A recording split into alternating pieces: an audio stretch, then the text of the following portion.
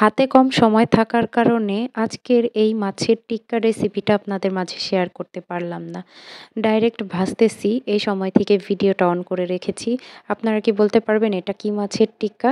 আমি বলে দিচ্ছি। এটা হচ্ছে ইলিশ মাছের টিক্কা। ইলিশ মাছের টিক্কা কেউ কখনো খেয়েছেন?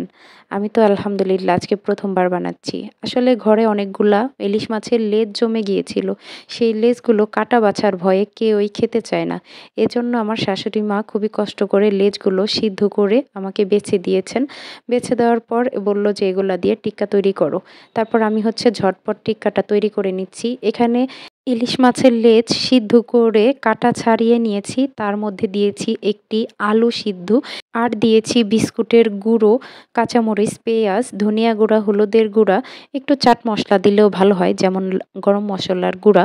আমি এটা দেই নাই। দিয়েছি ভাজা জিরা গুঁড়া, তারপর আদা বাটা এগুলো ভালো করে দিয়ে এবং স্বাদমতো লবণ দিয়ে ভালো করে মেখে তারপর হচ্ছে টিক্কার শেপ দিয়ে আমি হচ্ছে তেলের মধ্যে মচমচে করে ভেজে নিয়েছি। এই তো দেখেন ফাইনালি রেডি হয়ে গিয়েছে আমার ইলিশ মাছের টিক্কা। এটা আমি সুন্দর করে ভিডিও করার জন্য নিয়ে এসেছি ছাদে রোদের মধ্যে। ঝলমলে রোদে টিক্কাগুলো কি ঝলঝল করছে, তাই না?